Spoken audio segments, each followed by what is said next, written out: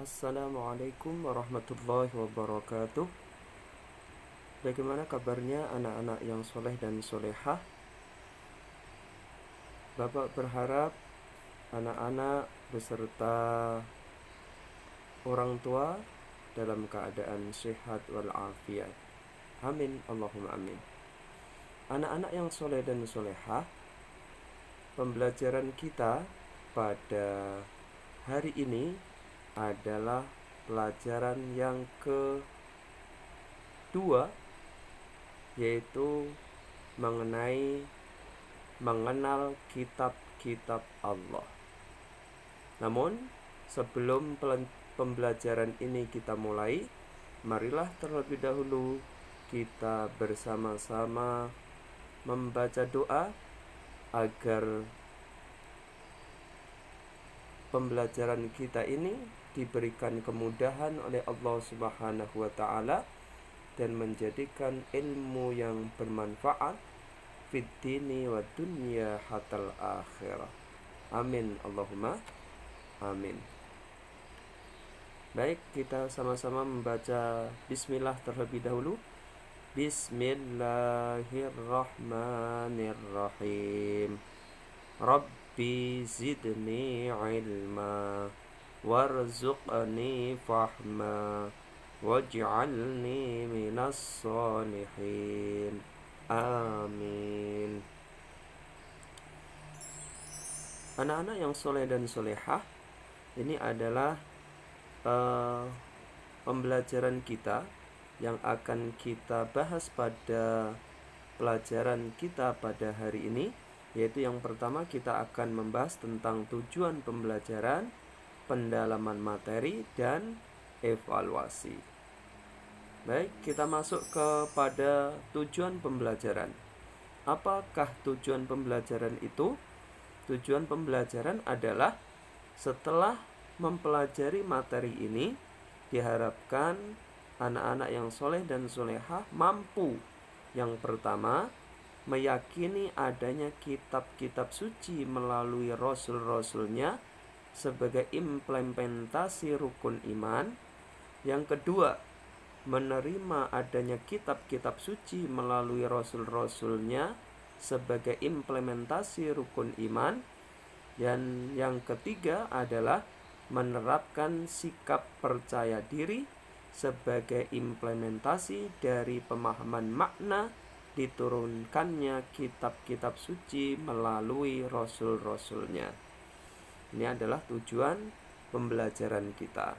Jadi setelah mempelajari materi ini, anak-anak semuanya diharapkan dapat menguasai, dapat mampu meyakini, menerima, dan menerapkan apa yang ada dalam kitab-kitab suci yang diturunkan oleh Allah Subhanahu wa taala melalui rasul-rasulnya.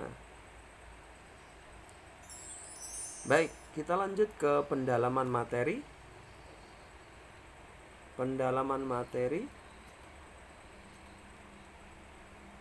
yaitu perintah beriman kepada kitab-kitab Allah. Anak-anak yang soleh dan solehah, Allah berfirman dalam surah An-Nisa ayat 136 yang berbunyi, A'udzu billahi minasyaitonir rajim. Bismillahirrahmanirrahim. Ya ayyuhalladzina amanu aminu billahi wa rasulihi wal kitabilladzi nazzala ala rasulihi wal kitabilladzi anzala min qabl wa man yakfur billahi wa malaikatihi wa kutubihi wa rusulihi wal yawmil akhir faqad dhalla dhalalan ba'ida.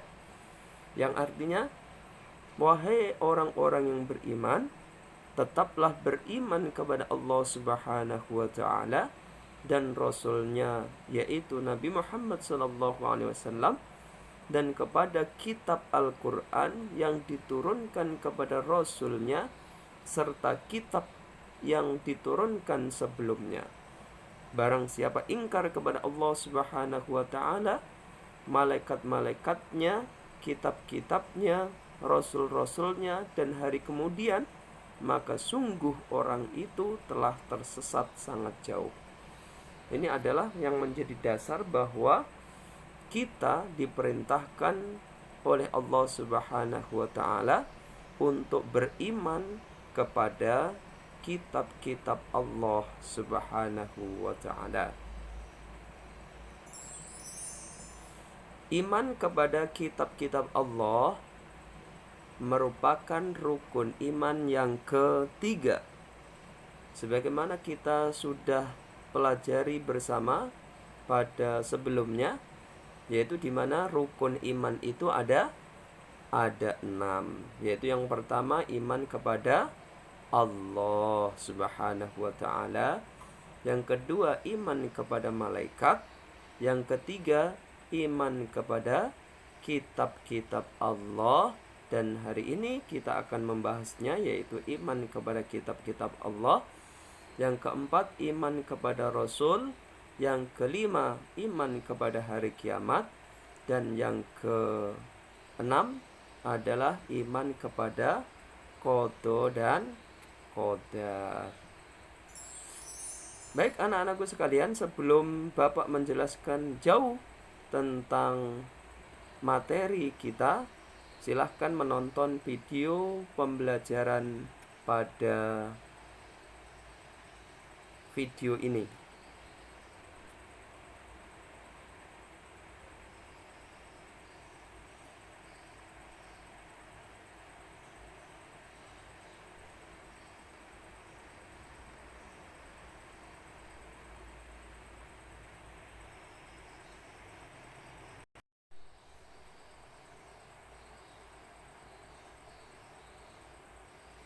Baik anak-anak yang soleh dan solehah, karena videonya ini tidak dapat muncul, nanti kita tampilkan di sesi berikutnya.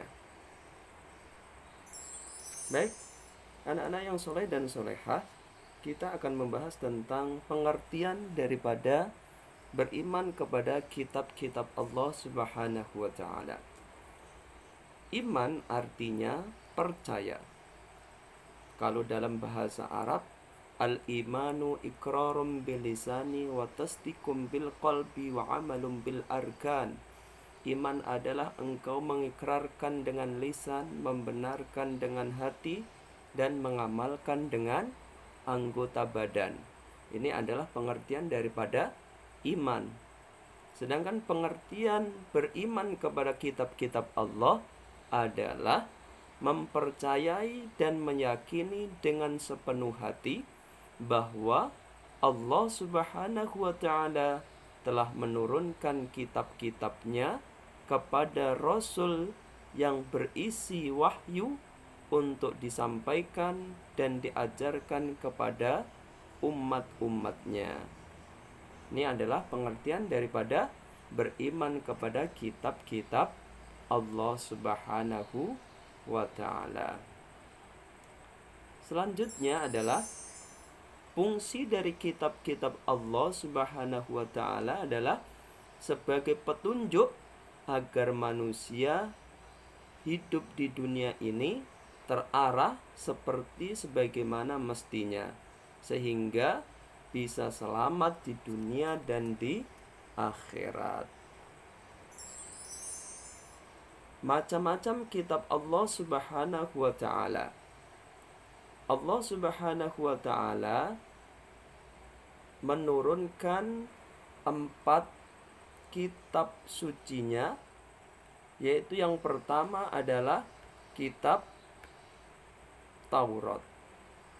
Jadi selain Al-Quran yang kita ketahui, kita jumpai pada saat ini, jadi sebelumnya Allah Subhanahu wa ta'ala telah menurunkan kitab-kitab sebelumnya, yaitu ada 4, yaitu yang dinamakan dengan kitab samawi. Artinya kitab yang diturunkan dari langit atau berupa firman-firman Allah Subhanahu wa taala. Selain daripada kitab-kitab ini, Allah juga menurunkan yang namanya suhuf. Suhuf itu berupa ajaran-ajaran Allah Subhanahu wa taala yang berupa lembaran-lembaran. Jadi seperti Nabi Ibrahim alaihissalam dan Nabi Musa juga menerima suhuf, ya. Baik, kita lanjutkan kepada macam-macam kitab Allah Subhanahu wa taala. Yang pertama adalah kitab Taurat. Kitab Taurat diturunkan kepada Nabi Musa alaihis salam. Yang kedua adalah kitab Zabur. Kitab Zabur diturunkan kepada Nabi Daud alaihis salam. Dan yang ketiga adalah kitab Injil yang diturunkan kepada Nabi Isa. Yang keempat dan yang terakhir adalah kitab Al-Quran yang diturunkan kepada Nabi kita, Nabi besar Muhammad sallallahu alaihi wasallam. Baik, kita bahas satu persatu sekarang. Kitab Taurat. Kitab Taurat diturunkan kepada Nabi siapa tadi? Kepada Nabi Musa alaihis salam sebagai pedoman hidup bagi kaum Bani Israel. Diturunkan pada abad 12 sebelum Masehi. Isi pokok daripada kitab Taurat yaitu berisi yang pertama, keharusan mengikuti keesaan Allah Subhanahu wa taala. Yang kedua, larangan menyembah berhala. Yang ketiga, larangan menyebut nama Allah dengan sia-sia. Yang keempat, supaya mensucikan hari Sabtu. Yang kelima, supaya menghormati ayah dan ibu. Yang keenam, larangan membunuh sesama manusia. Yang ketujuh, larangan berzina. Yang kedelapan, larangan mencuri. Yang kesembilan, larangan menjadi saksi palsu. Dan yang kesepuluh adalah larangan mengambil hak milik orang lain. Ini adalah kitab Taurat. Selanjutnya adalah kitab Zabur. Kitab Zabur diturunkan kepada Nabi Daud alaihis salam pada abad ke-10 sebelum Masehi. Kitab ini hanya berisi perintah Allah untuk mengikuti syariat Nabi Musa alaihis salam.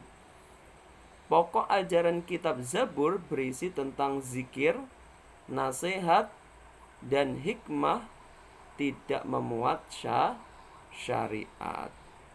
Jadi ketika kitab Zabur turun, maka kitab Taurat sudah tidak berlaku. Ya, yang berikutnya adalah kitab Injil. Kitab Injil adalah diturunkan kepada Nabi Isa alaihis salam. Ya, pada abad pertama se-Masehi. Isi pokok daripada kitab Injil yang asli, ya, bukan yang sekarang yang beredar pada saat ini, yang dibaca oleh, yang dipercayai oleh non-muslim, yaitu ini kitab Injil yang asli, bahwa isi pokoknya adalah satu, perintah untuk mengesahkan Allah Subhanahu wa taala. Yang kedua, tidak menyekutukan Allah Subhanahu wa taala. Yang ketiga, penjelasan bahwa di akhir zaman akan lahir nabi terakhir yaitu Nabi Muhammad sallallahu alaihi wasallam. Yang berikutnya adalah kitab Injil yang beredar sekarang adalah hasil dari pemikiran manusia atau Paulus. Paulus adalah pimpinan umat Nasrani. Jadi isi pokoknya sudah tidak sama lagi dengan kitab Injil yang asli. Dan kitab Injil ini sebenarnya sudah tidak berlaku lagi, karena ini khusus untuk zamannya Nabi Isa alaihi salam. Dan yang terakhir adalah kitab Al-Quran. Jadi setelah Al-Quran diturunkan, maka kitab Injil sudah tidak berlaku. Jadi sebagaimana kitab-kitab sebelumnya, kalau kitab Taurat yang pertama terus turun kitab Zabur, maka kitab Taurat tidak berlaku. Begitu juga dengan kitab Zabur, setelah turun kitab Injil, maka kitab Zabur juga tidak berlaku. Yang berikutnya turun kitab Al-Quran yang sebagai penyempurna daripada kitab-kitab sebelumnya, yaitu kitab sebelumnya, yaitu kitab Injil juga tidak berlaku. Al-Quran diturunkan kepada siapa? Nabi Muhammad. Kalau Al-Quran itu sendiri apa sih? Pengertian daripada Al-Quran. Al-Quran adalah kitab Allah, adalah firman Allah yang diturunkan kepada Nabi Muhammad melalui perantaraan malaikat Jibril, dan diturunkan secara berangsur-angsur, dan membacanya adalah sebagai ibadah. Al-Quran diturunkan sebagai petunjuk hidup umat manusia, bukan seperti kitab-kitab sebelumnya yang hanya satu kaum atau satu bangsa saja. Akan tetapi kalau Al-Quran seluruh umat manusia yang beriman kepadanya, maka dia sebagai petunjuk agar selamat di dunia dan di akhirat. Waktu turunnya Al-Quran adalah selama 22 tahun, 2 bulan, dan 22 hari. Al-Quran terdiri dari 30 juz, 114 surah, 114 ya, 114 surah, 6.667 ayat, 74.437 kalimat, dan 323.345 huruf. Ya. Waktu turunnya Al-Quran disebut dengan nuzulul Quran. Wahyu yang pertama turun adalah surah Al-Alaq, yaitu ayat 1 sampai dengan ayat yang ke-5, diturunkan pada tanggal 17 Ramadan tahun 610 Masehi. Ayat terakhir turun adalah surah Al-Maidah ayat 3, diturunkan pada tanggal 9 Zulhijjah tahun ke-10 Hijriyah, pada saat Nabi Muhammad melakukan haji wada atau haji yang terakhir. Yang perlu diingat adalah isi pokok atau kandungan daripada Al-Quran. Dalam Al-Quran itu berisi, yang pertama akidah atau keimanan, yang kedua akhlak, yang ketiga mahdoh dan muamalah, yang keempat sejarah, yang kelima hukum-hukum, yang keenam janji dan ancaman, yang ketujuh ilmu pengetahuan. Baik anak-anakku sekalian, itu tadi adalah materi kita. Sedangkan kesimpulannya adalah sebagai penutup kita dapat simpulkan bahwasannya iman kepada kitab Allah Subhanahu wa taala adalah rukun iman yang ketiga. Iman kepada kitab Allah Subhanahu wa taala adalah meyakini dan membenarkan bahwa Allah Subhanahu wa taala telah menurunkan wahyunya kepada para rasulnya yang termuat dalam kitab-kitabnya, yaitu kitab Taurat, Zabur, Injil, dan Quran. Sarannya, untuk anak-anakku yang soleh dan solehah semuanya, sebaiknya kita mengimani semua kitab-kitab Allah Subhanahu wa taala agar kita memperoleh fungsi dari beriman itu sendiri, yaitu kita bisa selamat fitini wa dunya hatal akhirah. Baik, alhamdulillah materi kita sudah selesai. Mari sama-sama kita membaca hamdalah. Mudah-mudahan apa yang kita pelajari pada hari ini bisa bermanfaat dan menjadikan ilmu yang bermanfaat fid dini wa dunya hatal akhirah. Amin ya rabbal alamin. Alhamdulillahi rabbil alamin. Baik, terima kasih. Kurang lebihnya Bapak mohon maaf. Wassalamualaikum warahmatullahi wabarakatuh.